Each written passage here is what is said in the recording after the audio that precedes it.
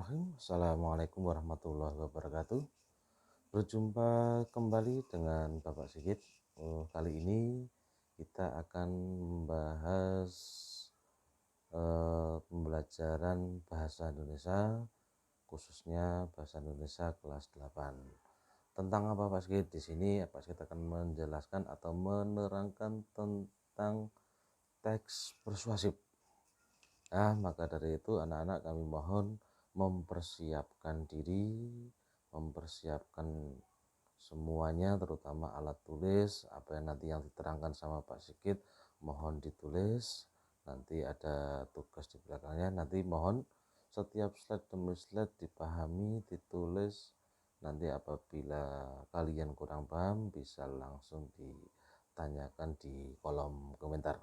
Ya, untuk itu mari kita mulai kegiatan pada ini tentang teks persuasif. Ya, kami mohon anak-anak tetap semangat di dalam belajar. Mari kita ikuti kegiatan ini. Kita belajar bahasa Indonesia. Selamat pagi anak-anak semuanya. Kita akan belajar bahasa Indonesia. Kali ini kita akan membahas tentang teks persuasif, itu ada di kelas 8 bab 7. Nanti anak-anak mohon diperhatikan dan didengarkan.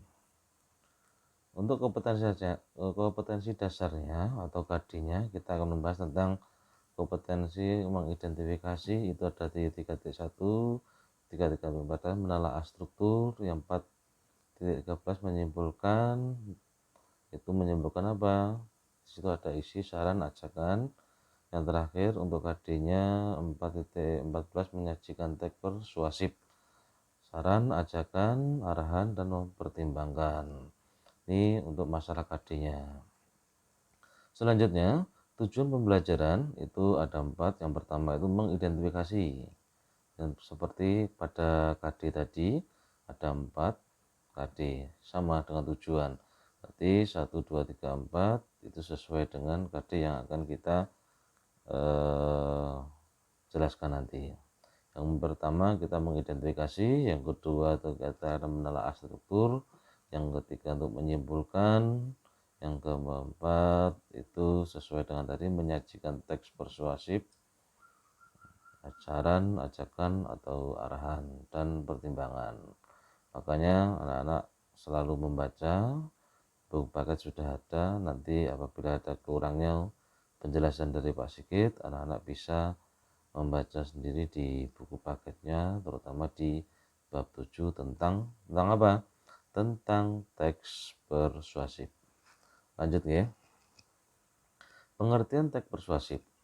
Paragraf persuasi adalah jenis paragraf yang bersifat mengajak, menghimbau, dan mempengaruhi dengan mencantum fakta, bukti, dan kalimat ajakan.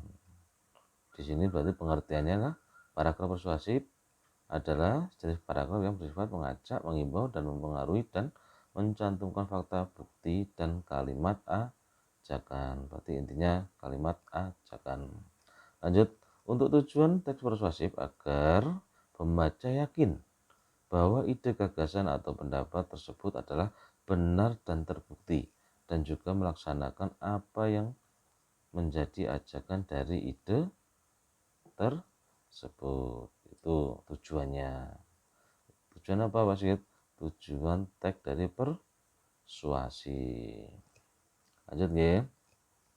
Untuk ciri-cirinya sendiri, ciri-ciri dari teks persuasi yang pertama, paragraf ini disertai alasan yang kuat, fakta, dan bukti untuk memperkuat rujukan. Yang kedua, memiliki kalimat yang bersifat mengajak pembacanya untuk melakukan apa yang sudah dituliskan dalam paragraf. Yang ketiga, terdapat kata-kata seperti ayo, marilah, sebaiknya, dan lain sebagaimana untuk mempengaruhi pembaca.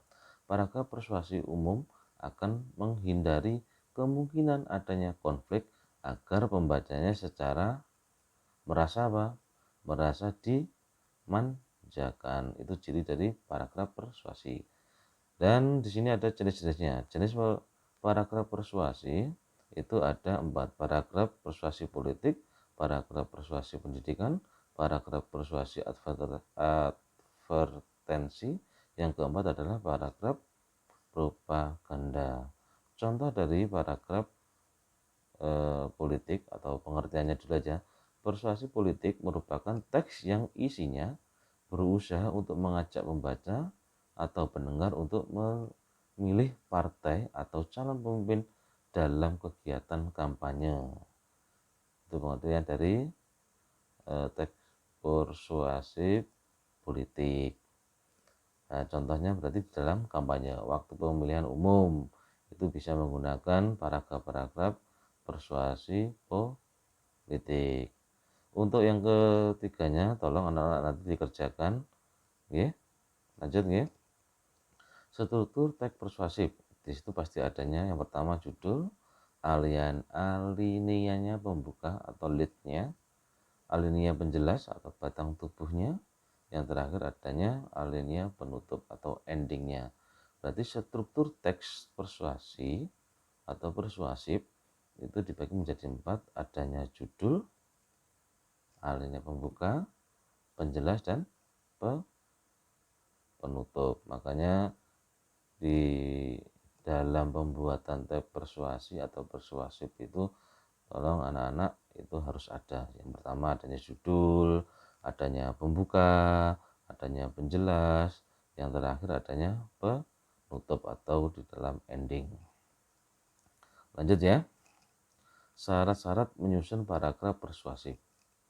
Di situ syarat pertama watak dan kredibilitas. Watak dan kredibilitas. Yang kedua, kemampuan mengendalikan emosi. Yang ketiga, adanya bukti-bukti fakta atau evidensi. Dari ketiga syarat ini itu harus ada pada pembuatan paragraf persuasi atau persuasif. Ya, dari sini paham ya? Ya, sekian dari Pak Sigit. Semoga apa yang dijelaskan Pak Sigit bisa bermanfaat buat kalian. Wassalamualaikum warahmatullahi wabarakatuh.